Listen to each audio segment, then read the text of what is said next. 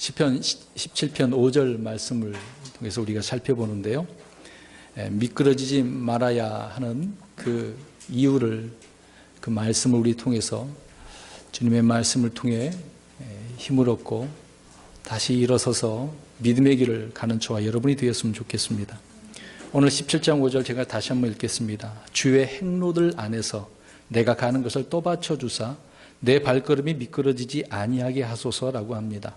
다윗이 고백한 내용이죠.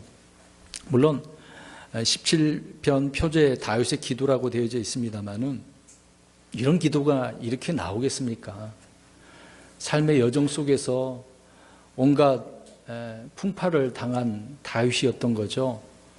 젊었을 때서부터 자기 장인이라고 하는 사울 왕에게 죽임을 당하는 여러 번의 고비를 넘기게 되지 않습니까? 그럴 때 또 그 외에 많은 고난과 환난들이 있었습니다마는 다윗은 그때마다 주님을 의지하였고 신뢰하였고 또 주님께서 인도하시기를 바라는 사람이었습니다. 그런 다윗이 이런 시편을 통해서 우리에게 아주 중요한 말씀들을 해주고 있습니다. 분명히 여기에서는 주의 행로들 안에서라고 이야기합니다. 주님과 함께 걷는 그런 길 가운데 어려움이 있다, 그 얘기를 하고 있는 것이죠. 그때 내 가는 길을 주님 앞에 어떻게 해 주십시오 라고 지금 기도하며 요청을 하고 있는 그 내용입니다. 성도 여러분, 혹시 길을 걷다가 미끄러진 적이 있지 않습니까? 갑자기 매끄러운 모래가 쏟아지면 순식간에 화당하고 넘어지는 경우도 있죠. 또 산에 이제 등산 가다가 올라갈 때나 내려올 때도 미끄러운 적이 있지 않습니까? 며칠 전에 이제 등산을 이제 평택 기독교 연합회에 소속된 목사님들하고 좀 가깝게 일부러 더 지내려고 같이 등산을 다녀왔습니다. 이제 올라가는 것은 힘들지만 끝까지 이제 정상 올라가고 내려오게 되었는데 이번엔 길을 잃어버렸어요. 좀 길을 헤매어서 이제 내려오고 있는데, 근데 이제 바로 전날 비가 좀 내린 모양입니다. 그러니까 낙엽이 비에 젖다 보니 어떻게 되겠습니까? 내려오다가 콱 넘어지기도 하고, 앞에 분이 넘어져서 조심해야지 하다가 저도 뒤로 이렇게 넘어졌어요. 이게 스틱을 잡지 않았으면 뭐 엉덩방아 찍어서 꼬리뼈가 다쳤을 수도 있을 것 같아요. 그럴 뻔했는데 돌이 많았습니다. 그 산이. 아무튼 그렇게 몇 번이나 미끄러져 넘어졌었습니다. 여러분, 그것뿐만 아니라 계절에 상관없이 우리는 언제든지 미끄러져 넘어지는 일은 허다하다는 것이죠. 특히 겨울철은 어떻습니까? 더욱 주의해야 되지 않겠습니까? 길 가다가 빙판에 이렇게 넘어지게 되어지면 이제 넘어진 거 아픈 것보다도 가장 먼저 생각하는 게 뭡니까? 그렇죠. 사람들이 보니까 아이고 창피해. 얼마나 그래갖고 막 얼굴도 빨갛게 되어지고 대충 빨리 털고 그 자리를 벗어나려고 하죠. 많이 창피합니다. 그래서 미끄러지는 일은 결코 기분 좋은 일이 아니라는 것을 알 수가 있어요. 진짜 미끄러진 일에 있어서도 그렇습니다. 여러분, 또 우리가 화장실에서, 욕실에서 이제 목욕도 하고 다 씻고 이제 나오다가 미끄러져서 다치는 분들이 종종 있지 않습니까? 뭐 여기저기 타박상이 나기도 하고 머리가 다쳐서 병원에 실려가기도 하고, 그러다 보면 이제 몸이 여러 군데가 이제 망가져서 부서져서 큰 불편을 겪게 되어집니다. 왜 이런 이야기를 하냐면 마찬가지로 저와 여러분의 영적 생활에서도 이런 미끄러짐이 있다라고 하는 겁니다. 이 미끄러진다라고 하는 단어를 이제 영적 타락이라고 이제 번역하기도 하고, 또 미끄러짐 그 말 그대로, 그리고 실족했다, 이런 식으로 번역하고 있는 거죠. 이런 말은 그리스도 안에서 우리가 이런 걸음걸이 신앙생활에서 조심해야 한다라는 것을 말씀을 해주고 있는 것입니다. 오늘 다윗이 시편 17편에 이러한 고백들을 해주고 있는 것이죠. 걷다가 미끄러진 것도 문제이지만 우리가 이제 달려간다고 생각해 보세요. 잘 달려가다가 씩씩하게 가고 있단 말입니다. 근데 한 번 미끄러지고 또 미끄러지고 뭐 그러다 보면 여러 번 이제 미끄러져 넘어지게 되어지면 다시 일어선다라는 것이 힘들어지지 않겠습니까? 우리가 영적 생활을 하다가 넘어지고 또 넘어지고 또 넘어진다고 생각을 해보세요. 그러면 막 이제 낙심이 되어지고 포기하게 되어진다, 그 얘기입니다. 그래서 힘들고 계속해서 달려나가는 것은 어려워지게 되어지는 부분이 되겠죠. 근데 이 미끄러지는 것은 예고하고 넘어지겠습니까? 물론 우리가 가다가 조심해야지 그렇게 했는데도 또 어떻게 됩니까? 넘어지는 경우가 있지요. 아이고 하는 그 순간에 이미 어떻게 된 상태입니까? 과당하고 넘어진 상태가 되겠죠. 미끄러진다라고 하는 것은 순식간에 일어나는 겁니다. 우리 믿음의 여정에 있어서도 순식간에 이렇게 미끄러져서 넘어지는 경우가 있다라고 하는 거죠. 여러분, 우리를 넘어뜨리거나 미끄러지게 하는 것은 언제나 있습니다. 무슨 문제가 있으니까 그것을 지나가다가 내가 미끄러지는 그 이유가 아니겠습니까? 영적인 부분인 것이죠. 넘어지면 일어나서 다시 걷거나 달리는데 상당한 시간이 걸릴 수도 있습니다. 그냥 우리가 쉽게 진짜 길 가다가 넘어지면 딱 털리고 일어날 수는 있잖아요. 근데 믿음의 여정에서 넘어지고 다시 일어나고 넘어지고 이런 걸 반복적으로 한다고 생각해 보세요. 그러면 회복하기가 힘들어요. 얼마나 큰 낙심이 되고 그것이 모든 것을 포기하게 만드는 것인지를 우리가 그 상황에 빠지게 되어진다는 것입니다.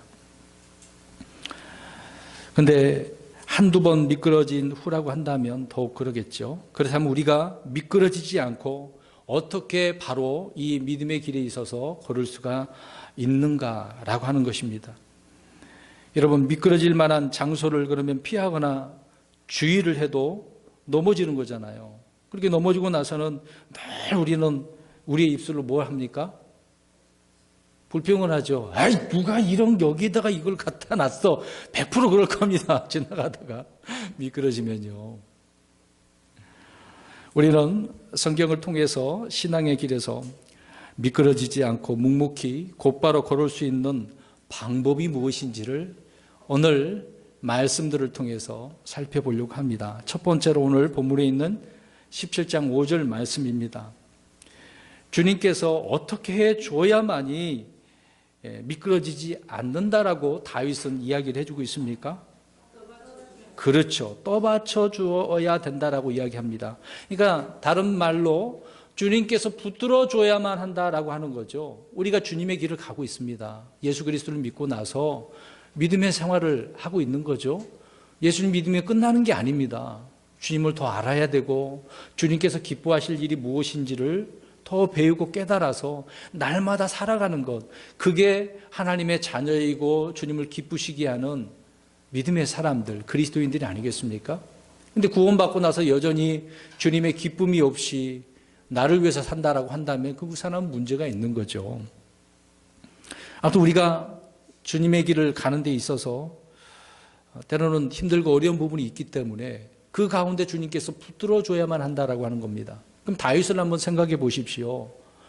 아까도 말씀드린 것처럼 사울이 얼마나 다윗을 죽이려고 했습니까? 기분 나쁘잖아요. 사람들이 노래 부르는데 문제에도 나갔습니다마는 다윗은 몇이라고 그래요? 죽인 자가 만만이고 자기는 이게 수만 수천 이런 식으로 이제 이야기를 하고 있는데 상당히 기분 나쁘잖아요. 백성들이 지금 누구를 높여줘야 될 상황입니까? 사울을 높여줘야 되잖아요. 그런데 지금 자기 사위라고 할 좀 그런 사람의 위치가 됐고 또 어떤 군대 장군으로서 역할을 하고는 있지만 장군이 그렇게 하더라도 결국 왕이 있으니까 왕을 칭송해야 하는 그런 부분이 되지 않겠습니까? 그래서 백성들이 그렇게 안 한단 말이죠. 그럴 때 사울은 기분 나쁘니 죽이려고 할 수밖에 없었던 것 아니겠습니까? 그럴 때 다윗은 얼마나 이 위태로운 상황 가운데서 그 죽음의 길에서 피하고 거기서 또 하나님의 말씀을 따랐는지를 우리는 알아야 되는 것이죠. 보세요. 그러면 기분 나빠. 이 장인이 나를 죽이네. 저 장인을 죽이고 내가 저 왕자를 차지해야 되겠다. 여러분, 우리 역사를 보면 대부분 그런 사람들이 얼마나 많습니까? 자녀가 아버지를 죽이고 그 자리에 탄찰하는 일들이 많이 있지 않습니까? 다윗에게 왜 그런 마음이 없을까? 물론 성경이 그런 내용이 안 나오지만 인간이라고 한다면 그런 마음이 스쳐 지나갈 수도 있는 거잖아요. 그런데 다윗은 지금 사울 왕이 왕으로서 하나님 앞에 무엇을 받은 사람입니까? 그렇죠. 기름 부음 받은 자라기 때문에 그 기름 부은 자를 함부로 손댔다라는 것은 하나님을 두려워하지 않은 것이다라고 고백을 하고 있는 겁니다. 근데 보세요. 자기는 그래서 그 나를 죽일려 할지라도 죽이려고 하지 않습니다. 그러나 옆에 있는 신하들은 어떻게 합니까? 기분 나빠요. 자기들이 섬기는 주군을 지금 건드리고 있으니 죽일 수 있는 그런 상황 가운데서 자기들이 어떻게 하겠다는 겁니까? 나를 보내주시면 내가 죽이고 오겠습니다. 쉽게 그렇게 할 수 있는 말 아닙니까? 충신이라고 한다면 그런 말을 하겠죠. 그랬는데도 다윗은 하지 마. 하나님이 세운 사람이야. 기름 부은 자를 어떻게 손을 댈 수 있어? 하나님을 두려워해야 돼. 그러면서 그것을 막지 않습니까? 바로 그것입니다.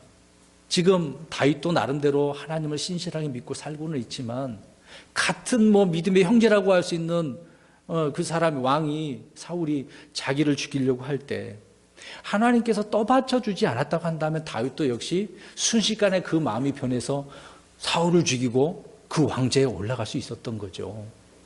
그러나 다윗은 그렇게 하지 않았다는 겁니다. 그리고 그 밑에 있던 아브넬, 이번에 우리가 문제에 나갔습니다마는 아브넬이 이제 기분 나쁘니까 사울이 죽고 나서 누구를 왕으로 세웁니까? 예, 이스보셋을 따로 세워서 물론 그 하나님 인정하는 건 아니지만 근데 나중에 이제 안 되다 싶어서 다윗과 화친 맺고 이제 죽음을 면하려고 하잖아요. 근데 그 아브넬이 이제 그 요압의 동생을 죽여가지고 문제돼서 요압이 나중에 이제 아브넬을 죽이지 않습니까? 근데 다윗이 그것을 보고서 요압에게 저주까지 퍼부으며 뭐라고 책망을 하잖아요. 근데 그 문제의 답이 뭐였습니까? 왜 그렇게 했냐 이 말이죠. 지금 다른 10지파, 11지파라고 이렇게 볼 수가 있겠죠. 다른 많은 지파는 지금 다윗을 안 따르고 있습니다. 계속 사울의 가문을 따르고 있는 거죠. 근데 그들에게 야 내가 이 아브넬을 죽인 게 아니야. 그러면서 막 울고 금식하고 그것을 애곡을 하지 않습니까? 제가 무엇을 이야기하려고 하냐면 다윗은 이런 행로를 걸었어요. 주의 길을 정말 하나님의 말씀을 이미 죽였으면 이런 일 없겠죠. 권력으로 잡았으면 그냥 권력으로 눌러버리고 말죠. 하나님의 말씀대로 순리대로 살아가려고 했던 다윗이 이런 주의 행로들 안에서 주님께서 떠받쳐 줬기 때문에 내가 이런 길에서 환난 가운데 미끄러지지 않고 이렇게 세워졌다. 그래서 하나님 나를 더 붙들어 달라고 그때마다 이렇게 기도했다라고 하는 것을 이 시편을 통하여 우리가 알 수 있는 것 아니겠습니까? 여러분 아버지 손을 잡고 가는 아이들은요 매우 이제 어린 아이라 할지라도 미끄러지거나 넘어지지 않습니다. 왜 그럴까요? 그 아버지가 그 아이를 어떻게 하니까? 그쵸, 잡고 가니까. 오늘 그 말씀입니다. 오늘 하나님께서 이렇게 붙들어 주셔야만이 안 넘어진다 그 얘기죠. 마찬가지로 주님께서 내 길을 지켜주실 때 우리의 걸음이 미끄러지지 않는다는 겁니다. 누구나 어려운 길을 갈 때면 잘 미끄러지고 엎어지겠죠. 그때 누군가 미끄러지지 않도록 붙들어주거나 밀어주거나 당겨주는 사람이 필요한 것입니다. 주님은 바로 그런 분이라는 것을 다윗은 알고 기도하고 있는 거죠. 미끄러질 만한 곳에서 손을 내미시고 내 발을 이렇게 견고히 붙드시는 분이 하나님이라는 것입니다. 여러분 과거의 일이지만 우리 종교 개혁 시대를 한번 가보겠습니다. 당시 유럽에 제가 이번에 갔다 오지 않았습니까? 가보니 성당이 우리의리합니다. 근데 겉으로 보이는 똑같이 성당인데요. 개혁교회는 앞에 미사 드리는 어떤 형상들이 있거든요. 다 없애버렸어요. 똑같아요. 근데 거기는 개혁교회고. 그러나 카톨릭 그 교회도 제가 가봤거든요. 성당도 가봤거든요. 근데 미사 드리는 것이 그대로 있습니다. 겉모양은 성당이에요. 똑같아요. 그 당시에 다 카톨릭이었었으니까. 그런데 그런 곳에서 사제로 있었던 루터가 말씀 보니까 이거 문제가 있어. 그래서 종교 개혁을 일으키지 않습니까? 그때 구텐베르크의 그 인쇄술이 발달되어져서 성경을 그렇게 다 이제 번역을 하고 인쇄를 해서 많은 사람들에게 그거를 알려주게 되어지는 거죠.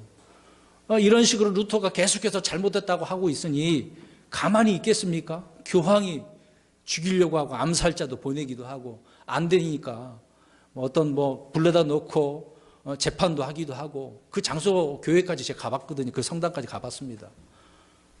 좀 무시무시 하더라고요. 종교 재판이 여러분 세상 재판보다 더 무섭습니다. 그 당시에는 말 안 들으면 그냥 화형시켜버린 거 아니겠습니까?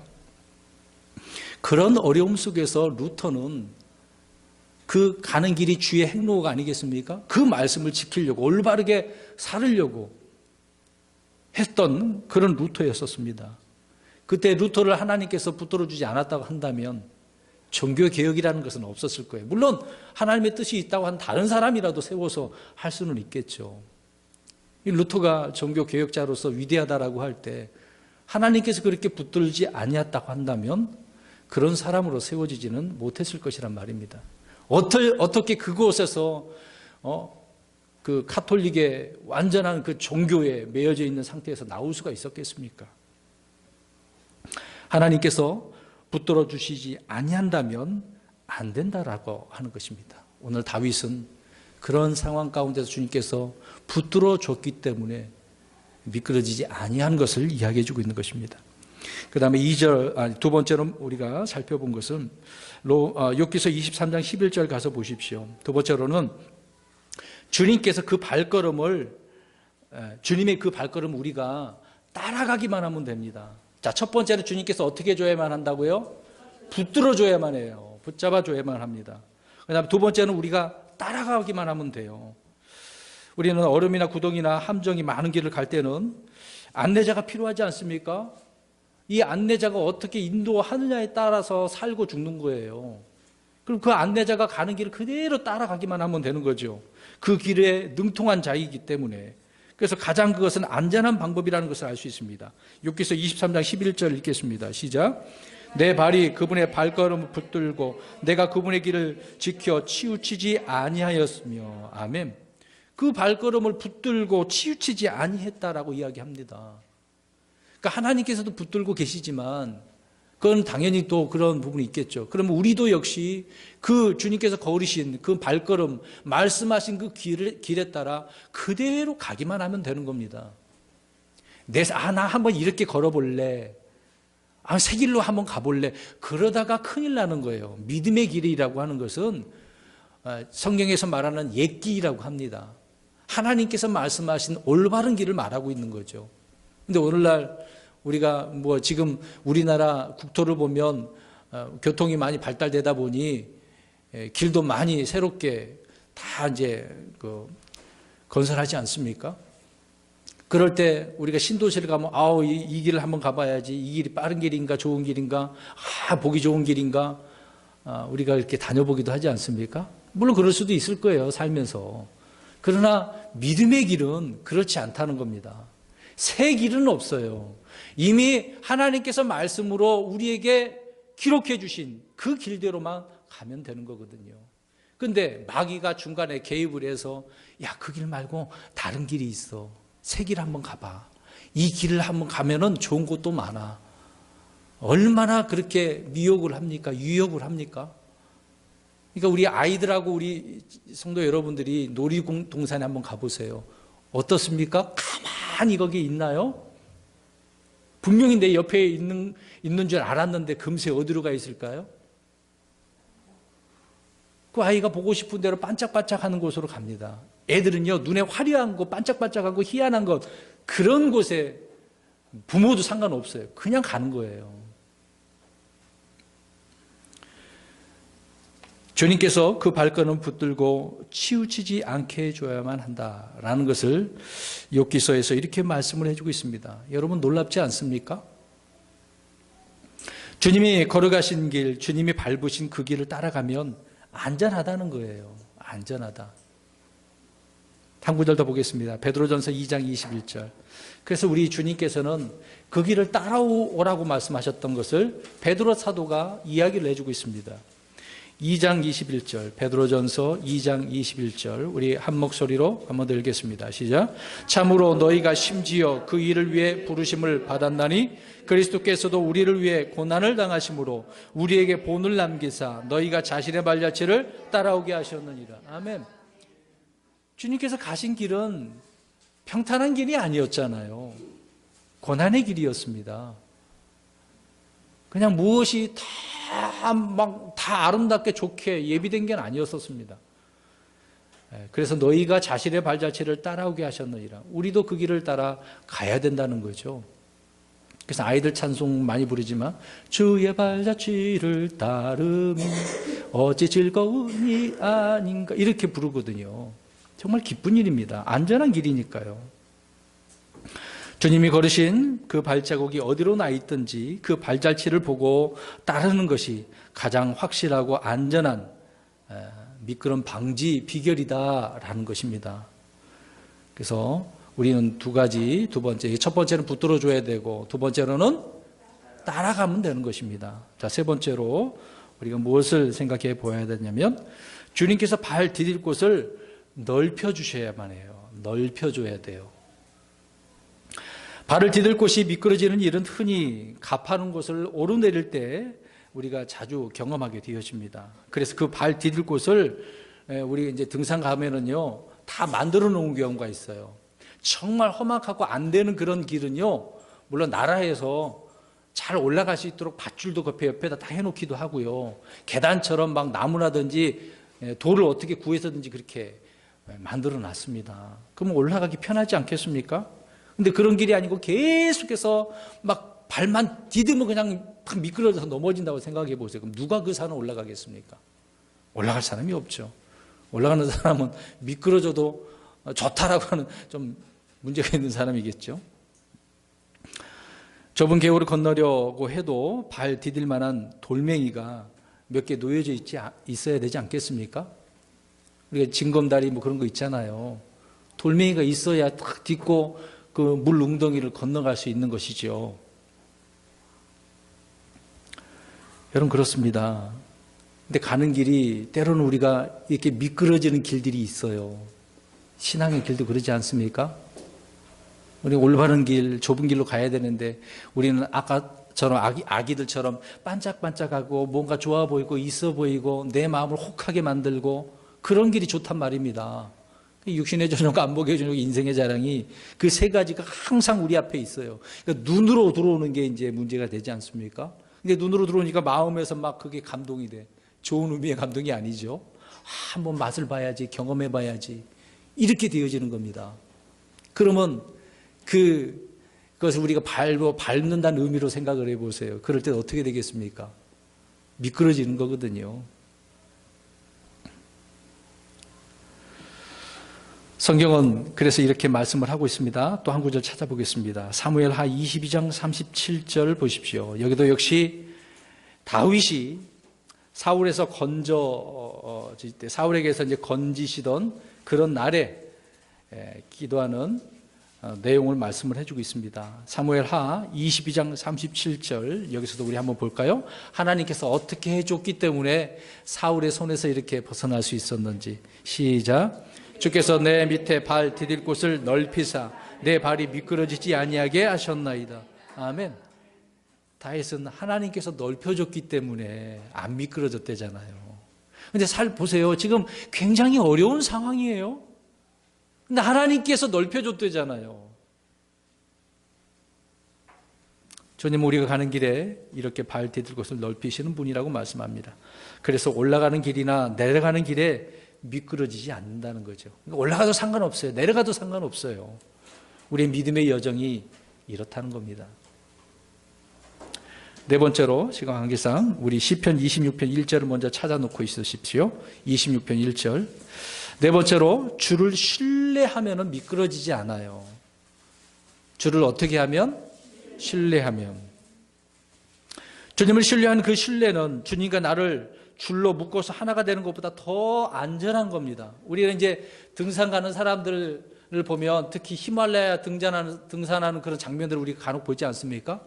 앞에 가는 사람 한 10m 이상 떨어지는데 그 밑에 줄을 매달아 가지고요. 비바람이래요. 그 눈바람이 얼마나 세겠습니까? 그 바람에 날아갈 수도 있고, 그리고 너무 힘들어서 처지는 경우가 있거든요. 그래서 그 줄로 묶어서 서로 계속 길을 가는 거죠. 근데 그것보다 더 안전해요. 뭐가? 줄을 어떻게 하는 것이? 신뢰하는 것이. 자, 읽어보겠습니다. 26편 1절 시작. 내가 나의 순전한 가운데 걸어싸우니 나를 판단하소서. 내가 또한 주를 신뢰하였사오니 그런즉 미끄러지지 아니하리. 주님을 신뢰하니까 어떻게 해요? 미끄러지지 아니했대요. 넘어지지 않았습니다. 실족하지 않았습니다. 세상 길로 빠지지 않았다는 거죠. 육신 길로 가지 않았다는 겁니다. 주님을 신뢰하면 주님과 이런 사랑의 끈이 눈에 보이지는 않지만 연결되어져 있는 거죠. 이 끈은 누구도 끊을 수 없어요. 떼어놓을 수 없습니다. 하나님이 띠로 나를 이렇게 두르심으로 인해서 길을 완전하게 우리가 갈 수 있고 그렇게 하시는 거죠. 또 한 구절을 또 보겠습니다. 시편 18편 32절. 우리 눈에 보이지 않는 이 띠가 있어요. 저 여러분에게도 이런 사랑의 띠로 다 이렇게 묶여져 있는 겁니다. 시편 18편 32절 시작. 이 하나님은 곧 능력으로 내게 띠를 누르시며 내 길을 완전하게 하시는 이시로다. 아멘. 능력으로 내게 띠를 띄우신대잖아요. 그러므니 그 길이 얼마나 완전하겠습니까? 불안해하지 않는 거죠. 주님 이 길 가도 좋겠습니까? 그래, 내가 그렇게 할 테니까 완전한 길이니까 가. 알겠습니다. 주님을 신뢰하고 가겠습니다. 그럼 걱정이 없는 거죠. 그래서 이 띠를 띠면 흔들리거나 넘어지거나 미끄러지는 일이 결코 없다는 겁니다. 근데 주를 신뢰하지 아니하고 의심하는 사람이 있어요. 이런 말씀이 있는데도 지금 말씀을 일부러 이렇게 다 찾은 이유가 있는 것 아닙니까? 이런 말씀을 의지하라고 지금 하고 있는데, 근데 집 여기 이제 교회를 예배당을 나가면 다 잊어버리고 딴 생각으로 가득 채워져 있어요. 살아가는 것 때문에 날마다 이것 또 고민해야 되고 저것도 고민해야 되고 그러다 보니 그 말씀을 잊어버리고 생각지도 않고 마음에 막 의심이 드는 거예요. 그러다 보면 미끄러지는 겁니다. 마지막 다섯 번째로 우리가 안전한 방법이 뭐냐? 시편 37편 31절을 찾으세요. 다섯 번째로 우리의 마음에 무엇을 두어야 되냐면 하나님의 말씀의 법을 두어야 된다라고 말씀을 하고 있습니다. 시편 37편 31절 시작.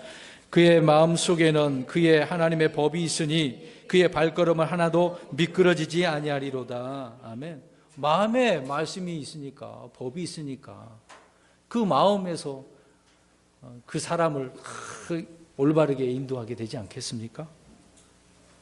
여러분, 어둠 속에서는 평평한 길도 넘어지기 쉽죠. 칠흑 같은 그런 밤에 다니다 보면 뭐에 걸려 넘어질 수도 있는 거 아닙니까? 그러나 빛이 있으면 넘어지나요? 잘 안 넘어지는 거죠. 어둠 속에 다니면서 넘어지지 않고 미끄러지지 않기를 바라는 것은 우리가 우리의 품에다가 불을 안고서 타질 않기를 바라는 것과 같은 거죠.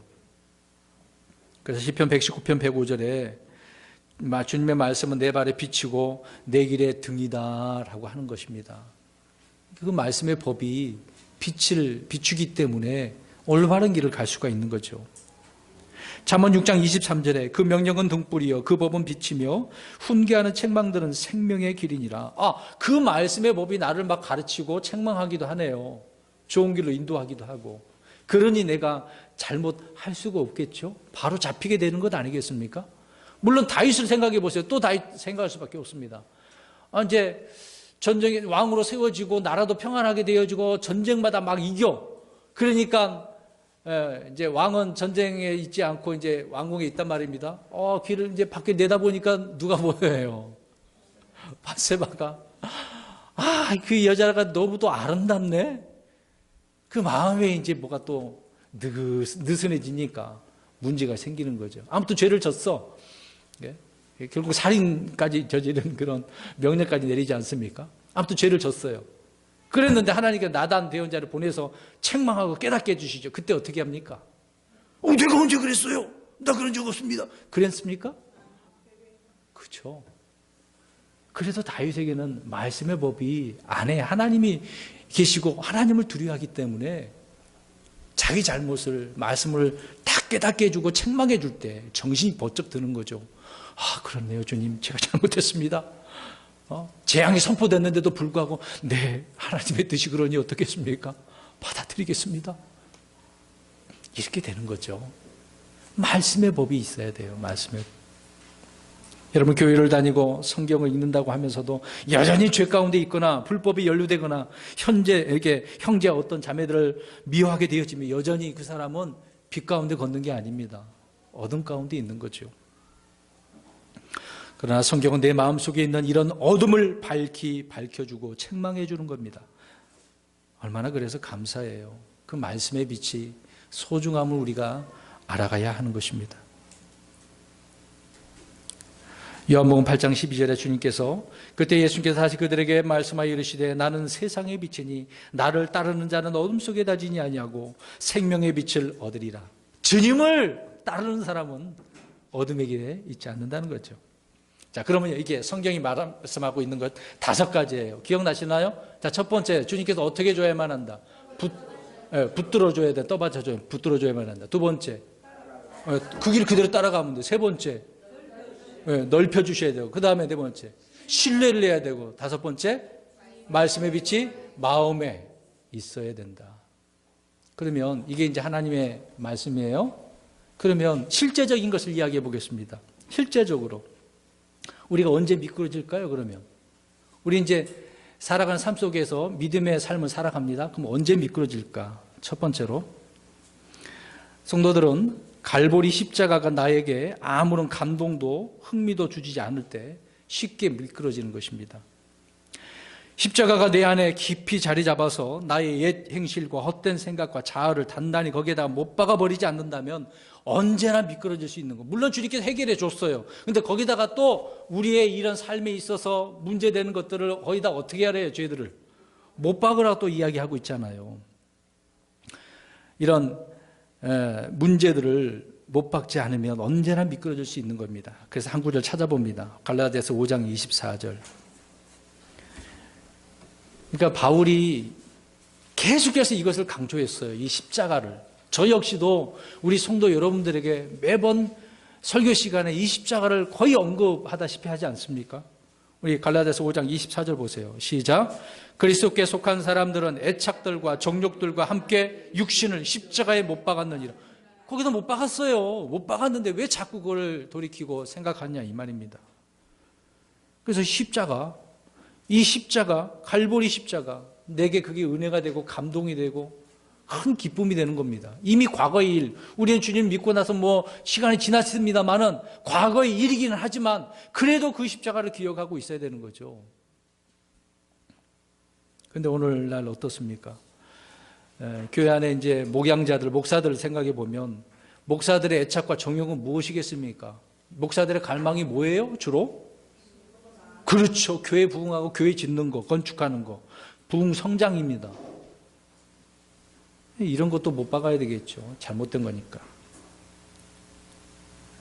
우리 이제 젊은 우리 청년들이 있습니다만은 대학생이고 이제 졸업하고 뭐 결혼하고 뭐 군대 가고 그런 일이 있겠습니다만은 이제 우리 여청년들은 좋은 남편, 멋진 남편 만나야 되겠다. 우리 남청년들은 어떻게 생각했습니까? 좋은 뭐 아내, 아름다운 아내, 예쁜 아내 이런 것을 다 자기 기준을 세우지 않겠습니까? 사실 그런 것도 애착이죠. 그것도 다 못 박아야 될 일입니다. 이제 그런 마음도 생기고 욕심도 생겨나고 그러죠. 그래서 막 육신적으로 잘 보이려고 얼마나 그렇습니까? 우리 애들 여기 있습니다만 얼마나 화장도 하고 귀걸이도 하고 꾸미는 거죠. 네. 여러분 이렇게 그런 것에 관심을 우리가 또 많이 애착을 육신적인 것들에 관심을 갖다 보면 십자가는 사라지게 되어지는 거고 그 자리에 세상의 것들이 자리를 차지하게 되기 때문에 미끄러진다는 겁니다. 조심해야 되는 거죠.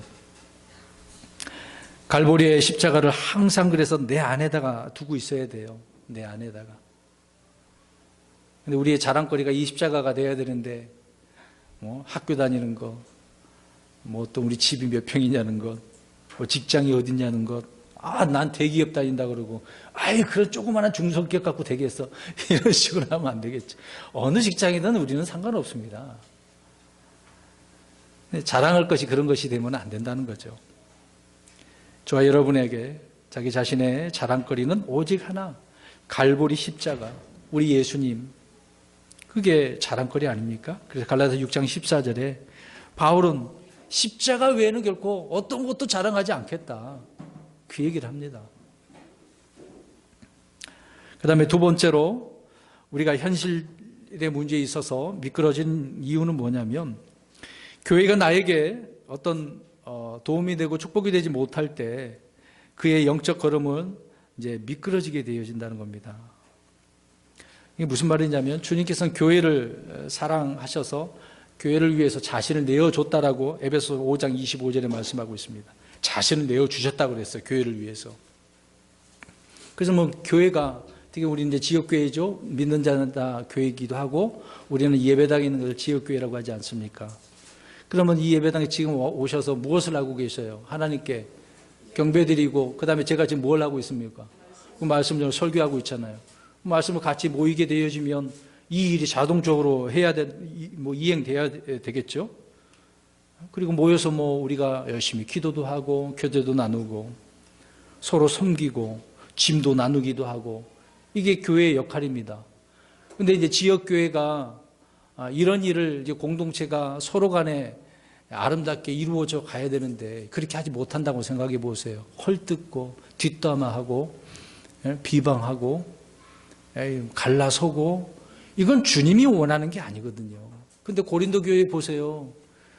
먹는 문제로 서로 간에 막 이렇게 분위기가 나눠지고, 어떤 또 거기에 파가 생성이 되어지고, 우리는 이걸 이렇게 믿겠다, 저렇게 믿겠다. 얼마나 시끄럽고 아주 추잡한 그런 교회였었습니까? 그런 교회를 향하여 바울이 얼마나 안타까웠겠어요. 이러면 안 된다. 교회는 교회다워야 됩니다. 그럼 이제 교회에서 이런 일이 제대로 안 되면 성도들의 이제 시험에 들고 낙심하게 되고 교회를 떠나가게 되고 그런 일이 벌어지는 거죠. 이런 교회를 이루기 위해서 저와 여러분들이 노력을 해야 되는 겁니다. 그러니까 교회가 교회다운 교회가 되게 해달라고 기도도 하시고 스스로가 그렇게 참여도 하시고 하셔야 되는 거죠. 교회는 이 땅에서 그리스도의 몸이라는 거죠. 우리는 교회를 위해서 일을 해야 되고 또 교회의 사역자가 되기도 하고 일꾼이 되기도 하는 겁니다. 근데 이런 일을 하지 않으면 그 사람은 자고 있는 거예요. 넘어진 사람이라는 겁니다. 그래서 이런 이유로 많은 사람들이 미끄러지는 거예요. 교회에 와가지고 괜히 자기 나름대로 그렇게 미끄러진 사람도 있고, 근데 교회가 제대로 그 역할을 하지 못하니까 대부분의 기성교회가 그렇게 미끄러지지 않습니까? 아직도 정신 못 차리시는 분들은 좋습니다라고 그러겠지만, 제대로 정신이 박혀있고 말씀 가운데 살려고 하는 사람들은 말씀을 보면 그게 드러나요. 아, 이게 잘못된 건데 그동안에 미끄러져 넘어진 상태가 아니겠습니까? 그 다음에 세 번째로 어떻게 넘어질 수 있느냐, 마귀의 공격으로 인해서 넘어질 수 있습니다. 여러분, 여기 계신 분들도 가만히 지금 마귀의 공격이 없고 평안하다? 그런 문제가 있는 겁니다. 이미 넘어진 상태예요. 마귀는 시시때때로 공격해 오는 겁니다. 마귀는 성도들의 영적 생활을 대적하는 그런 존재인 거죠. 그래서 그 마귀는 성도들이 기도하는 시간을 방해합니다. 여러분 열심히 기도하고 계십니까? 또 성경 공부하는 시간도 방해를 해요. 교회마다 이제 모이는 시간이 좀 다르기는 합니다. 그러면 그 모이는 시간에 우리가 시간을 할애해서 말씀도 듣고 교제도 나누고 그러는 거죠. 여러 가지 것들을 하지 못하도록 방해하는 게 사탄, 마귀가 아니겠습니까? 그런 문제뿐만 아니라 살다가 어떤 사고가 날 수도 있고, 또 가족으로 인해서 친구를 통해서 방해받을 수도 있습니다. 때로 육신적인 그리스도인들이 이런 마귀의 사역자 역할을 하는 경우도 있겠죠. 같은 믿음의 형제인데 그 형제가 마귀에게 그냥 놀아나가지고 문제를 일으킬 수 있다, 그 얘기입니다. 이런 사람들은 자신들의 사악함들에 대해서 책망받게 되어지면 오히려 성질을 내죠. 이스라엘 백성들이 그랬던 것처럼. 여러분들이 어떤 그리스도인들과 이제 이야기를 할 때 생각해 보세요. 그들이 이제 교회를 갈 시간이라고 이렇게 한다면 뭐라고 합니까? 그리스도인이니까. 야, 지금도, 야, 수요일이니까 기도해 있지 않아? 그러면서 뭐라 그래요? 빨리 가라고 하지 않습니까? 우리 예리 자매니 그런 얘기를 하셨습니다만 남편분께서 시간에도 빨리 가라고 한 적이 있다고 말씀하셨던 제가 들은 적이 있었는데요. 뭐 성경 공부나 기도 모임이 있다고 한다면 어떤 사람들은 빨리 가라고 이야기를 하지 않겠습니까? 근데 그렇게 하지 않고 딴죽을 거면서 야 오늘만 쉬어. 같이 우리 좀 모였는데 좀 이야기 좀 나누고 더 일 좀 더 열심히 하자. 이런 식으로 하지 않겠습니까? 자, 그것이 지금 무슨 공격, 누구에게 공격을 받는 거다? 눈치를 채셔야 된다. 그 얘기입니다. 그래서 마귀의 공격인 줄을 우리가 알아차려야 되는 거죠. 만약 마귀가 나를 공격하지 않는다라고 한다면 말씀드린 것처럼 나는 누구의 길이 있는 거예요? 마귀의 길이 있는 거예요. 마귀에게 이미 굴복된 상태라는 것입니다. 마귀에게 공격을 하지 말라고 할 수는 없겠죠. 왜? 마귀는 나를 공격하는 그런 대상이기 때문에. 그런데 사탄은요, 실족한 이렇게 미끄러진 성도들을 공격하겠습니까? 이미 미끄러졌는데 위협이 되지 않으니까 내버려 두겠죠. 때로 생활이 평탄하다고 하는 사람들은 이미 실족한 사람의 경우가 많다는 겁니다. 그렇죠? 여러분 우리의 삶을 지금 한번 돌이켜 보았으면 좋겠습니다. 내가 지금 공격을 받고 있는가 아니면 지금 계속해서 마냥 평탄한 길인가. 정말 주님께서 주신 평안이라고 한다면 우리 영광 돌려야 되겠죠. 근데 그 평안이 주님이 주신 평안이 아니라 마귀의 노란하고 있어갖고 아무 어려움도 없이 산다 한다면 문제가 있는 거죠. 네 번째로 어떨 때 우리가 또 너무 미끄러지느냐 하면 우리는 세속화되어지고 타협하게 되어지면 미끄러지게 되어지는 겁니다. 고린도후서 6장 4절에서 17절 아주 길게 말씀을 하고 있는데 하나님 우리에게 그래서 세상과 분리하래요. 세상을 사랑하지 말라, 세상과 동화하지 말라, 세상과 일치하지 말라, 세상과 친구 되지 말라. 그러니까 세상에 대해서 이렇게 주님께서 명령을 하셨어요. 그런데 그 세상이 좋아서 타협하고 그 세속화에 물들여서 살려고 하시겠습니까? 우리 크리스천은 세상에 살지만 세상에 속해 살지는 않습니다. 이런 것은 고민할 필요가 있을까요? 없을까요? 기도할 필요가 있을까요? 없을까요? 대답을 왜 못하십니까? 이 문제는 이미 성경에서 말씀하고 있기 때문에 기도할 필요도 없고 고민할 필요도 없는 거예요. 원칙과 기준이 분명한 사람들은 이런 쓸데없는 고민도 할 시간이 어디 있겠습니까? 다만 이런 것들을 이겨낼 수 있도록 기도해야 되는 거죠. 주님 앞으로 이런 문제가 있다면 내가 어떻게 믿음을 지켜서 주님을 신뢰한 가운데 이러한 일들을 극복하고 이겨내게 될 수 있겠습니까? 나를 도와주십시오. 그런 기도는 할 수 있어도 근데 이런 타협 문제 세상에 속해 사는 그런 문제로 하나님 이거 어떻게 해야 됩니까? 막 고민하고 기도할 필요는 없다는 이야기죠. 세속화의 물결이 계속 나를 괴롭히는 것은 여러분 사실이긴 합니다. 이것이 없다면 내가 이미 세속화에 빠져 살고 있는 경우라고 할 수가 있겠죠. 지금 세상이 흘러가는 걸 보십시오. 저와 여러분 지금 다 인식하고 있지 않습니까? 지금은 어떤 시대라고 그래요? 주님이 곧 오실 임박한 종말의 시대라고 다 이야기합니다. 그러면서도 어떻게 살아요? 그냥 편한 대로, 좋은 대로, 육신이 가는 대로, 생각, 마음이 가는 대로, 내 몸이 가는 대로 이렇게 살잖아요. 지금 심각한 시대가 흘러가고 있습니다. 우리나라가 평화 왔다 갔다 그런 얘기는 많이 하지만 그 평화는 이 세상은 그냥 우리나라하고 북한하고 그 문제일 뿐이에요. 미국과의 그 3자의 문제일 뿐이에요. 그걸 간섭해서 이익을 얻느냐 없느냐 그런 것을 따지는 사람도 있고요. 우리하고 뭔 상관이 있겠어요? 그냥 대한민국의 시민으로서 그런 관심을 가질 수도 있겠죠. 주님과는 무슨 상관이 있겠습니까? 우리에게는 믿음의 여정이 중요한 부분이라는 것을 알고 있어야 됩니다. 그 다음에 다섯 번째로 나의 마음이 냉랭하면 미끄러진 상태예요. 이걸 돌아봐야 됩니다. 기쁨도 없어, 즐거움도 없어, 교회 가도 느끼는 것도 없어, 말씀에는 뭔가 감동이 없어. 이렇게 되어지면 지금 문제가 있는 건 미끄러진 상태예요, 지금요. 시간 관계상 마지막으로 죄에 대해서 우리가 무감각하고 있다고 한다면 이것도 미끄러진 것입니다. 타락한 사람은 죄에 대해 수치를 모르고 찔림을 받지 않는다고 이야기합니다. 저 여러분 어떻습니까? 조금만이라도 뭐 잘못하면 주님 죄송합니다. 내가 또 왜 이랬지? 그러면 괜찮은 거야. 그러면 괜찮은 거야. 근데 그런 생각도 없는 사람들 미끄러진 거죠. 우리 성경 한 구절 보겠습니다. 예레미야 6장 15절. 참 이스라엘 백성들을 통해서 우리가 배웁니다. 참 이걸 항상 배워야 되는 건데 잘 배웠으면 좋겠습니다. 예레미야 6장 15절 한번 보세요. 이스라엘 백성들이 어떻게 했는가? 찔림을 받아야 되는데 찔림도 안 받네요. 예레미야 6장 15절 시작. 그들이 가증한 것을 행할 때 부끄러워하였느냐? 아니라 그들이 조금도 부끄러워하지 아니하였으며 얼굴을 붉히지도 아니하였도다. 그러므로 그들이 쓰러지는 자들 가운데서 쓰러질 것이요 내가 그들을 징벌할 때에 그들이 내 던져지리라 주가 말하노라. 죄를 졌으면 그리고 책망을 했어요. 너 왜 이렇게 졌어?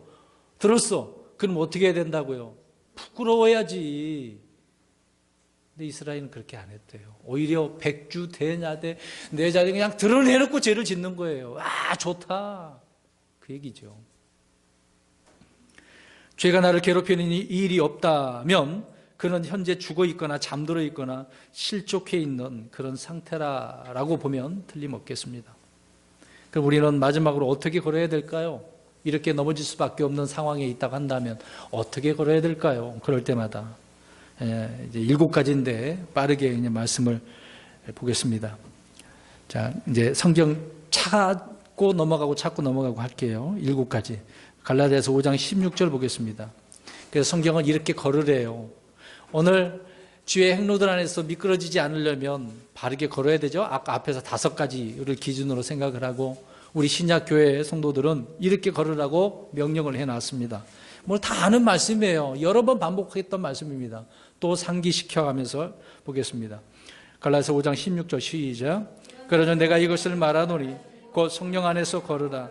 그리하면 너희가 육신의 욕심을 이루지 아니하리라. 아멘. 육체의 정욕대로 걷지 말고 성령 안에서 걸으라고 말씀하고 있습니다. 내가 생각할 때는 이것이 옳고 이득이 되고 이건 미래성이 보여, 편해 보여. 그런다 할지라도 성경이 말하는 대로 우리가 걸어야 된다는 거죠. 이곳에 투자하면 대박 날 것 같아. 그게 문제가 아니고 욕심내지 말고 주님께서 말씀하신 성령에 따라 내 안에 계신 성령에 따라 걸어야 된다. 그 다음에 두 번째 어떻게 걸어야 되느냐? 에베소서 5장 2절을 보십시오. 에베소서 5장 2절 시작. 그리스도께서 우리를 사랑하사 우리를 위해 자신을 향기로운 냄새의 헌물과 희생물로 하나님께 드리신 것 같이 사랑 안에서 걸으라. 아멘. 그 십자가 사랑이 얼마나 놀랍습니까? 그런 것처럼 우리도 이 사랑 안에서 걸어야 된다. 사랑이 배제된 것이라고 한다면 그것이 무엇이든 바르게 걷고 있는 것이 아니라는 거죠. 우리는 모든 일을 이 사랑 안에서 해야 되고 걸어야 된다. 근데 교회 내에서 사랑도 없어. 정말 그러면 안 돼요. 미워하면 안 돼요. 좀 부족해도 잘못해도 용서해 줄 줄도 알고 그 사람을 위해서 기도해 줄 줄도 알아야 되겠죠. 세 번째로 에베소 5장 8절입니다. 5장 8절 시작. 너희가 한때는 어둠이었으나 이제는 주 안에서 빛이니 빛의 자녀들로서 걸으라. 빛의 자녀들입니다. 저와 여러분은요. 이미 주님이 우리 안에 들어오셔서 그 빛이 드러나는 거죠. 빛의 자녀들입니다. 그럼 빛이 있는 사람들이 술 취한 사람들처럼 비틀거릴 필요도 없겠죠. 어둠 가운데 헤맬 필요도 없는 거고. 네 번째로 요한 2서 1장 6절을 보십시오. 요한 2서 1장 6절. 요한 1서, 2서, 3서가 있죠. 2서 6절을 보겠습니다. 시작. 또 사랑은 이것이니 곧 우리가 그분의 명령들을 따라 걷는 것이요 명령은 이것이니 곧 너희가 처음부터 들은 대로 그 안에서 걷는 것이라. 아멘. 어떻게 해요? 명령대로. 명령대로 가는 거예요. 명령대로. 군대에서요 명령대로 안 하면 영창감입니다. 명령대로 안 하면.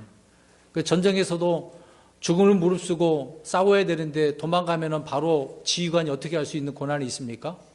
총살의 권한이 있어요. 그거는 법적으로도 아무 문제가 없어요. 전쟁터에서 도망가면 안 됩니다. 저와 여러분은요. 명령대로 가야 돼요. 우리는 죽어도 살겠구라는 부활의 그 놀라운 은혜가 있지 않습니까? 근데 두려워요. 그것도 죽음이 들어오면 안 되잖아요. 명령대로 가야 됩니다.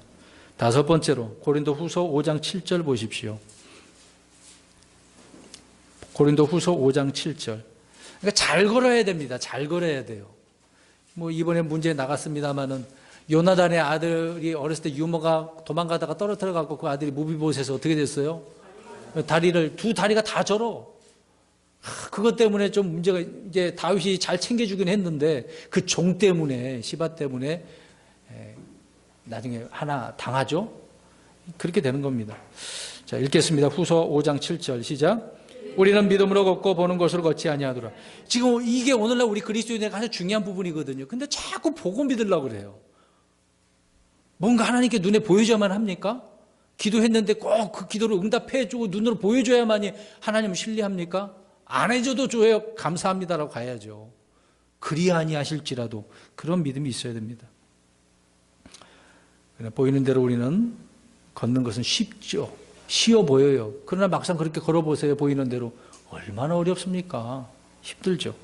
여섯 번째로 에베소서 5장 15절 보십시오. 에베소서 5장 15절.